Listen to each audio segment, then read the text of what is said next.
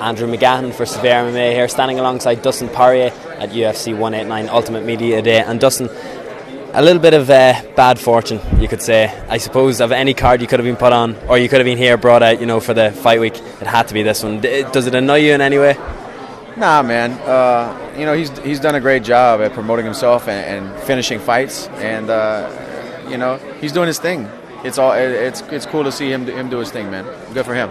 I heard you say in the last interview there, it's for you anyway, it's sort of a what could have been thing. It's like you're seeing all the hype around it, you're seeing how close you were yourself up to that title shot. Do you think that's going to stick with you for a while, or we're past now, we're at 155, we've new challenges ahead? Yeah, we have new challenges ahead. I'm not going to stare in the rear view. I have a long career ahead of me and a lot more fights, a lot more wins. So that was just part of my process of growing and becoming a world champion.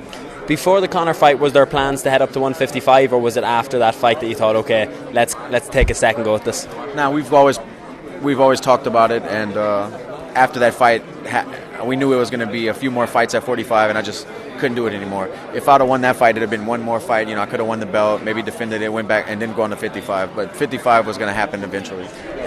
I hear in Ireland anyway, with a lot of the lower weight fighters that are pros, they're finding it. Like, I know a guy who went vegan and was able to drop from struggling to make 66 to easily making 61. Wow. What's your diet? Because I know you're sponsored by the Garden of Life, and they're all about healthy based products. What's your regular eating schedule even like? Are you completely vegetarian? Are you half vegetarian, full vegan? I went completely vegetarian for 6 months, but that was a few fights ago.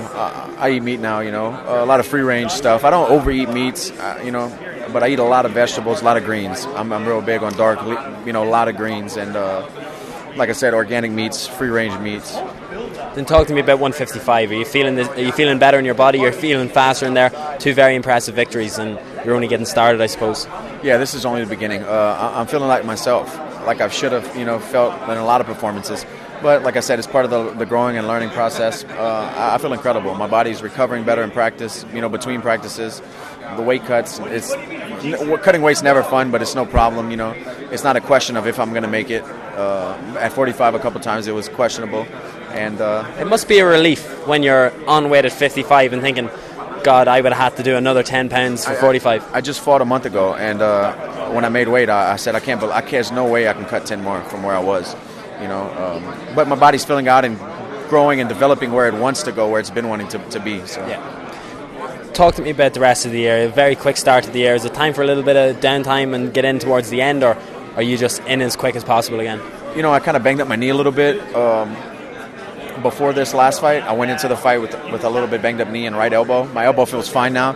My knee's still a little, I'd like to feel a little better before I accept the fight and do the full camp and go all out on it.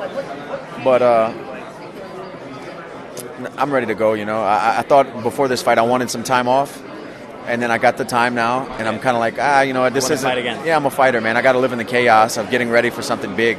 When I'm just doing normal stuff, it doesn't feel right, I need to be preparing for something, and, I'm staying in the gym, so I'm having fun and working on new stuff and learning new stuff, and I need to have a challenge ahead of me and a fight to look forward to. Yeah. So just talk to me a little bit before we let you go towards the end of the year with the IVs being banned. For when you made 145, did you rehydrate with IVs? I didn't. No? I should have. I didn't, yeah. Do you think it's going to affect, people are saying you're going to see massive changes in weight divisions, guys going up, guys going down, not being able to make certain weights. But you're ahead of the curve. You've already gone to 155. You're going to be welcoming the 45ers that can't make it anymore. Do you think this has given you any sort of an advantage? This is going to be your yard by the time they move up to it, in that sort of sense. Right. It's already my yard now, man. And I'll be waiting for them one by one when they move up, if they want to do it, especially Conor. So, do you think that is a rematch down the line at 155? Why not? I want to do it. I'm sure some fans want to see it. The first fight was quick, so maybe this time we can fight. I didn't want to bring him up again, but unfortunately you did. Just if you could give us a pick for this weekend. I know I heard you say you picked him against Aldo, but now change of opponent, you're picking Mendes. That's exactly right, man. I think he would have beat Aldo, but Mendes is, styles make fights, and Mendes is a totally different animal, and I think a bad matchup for McGregor.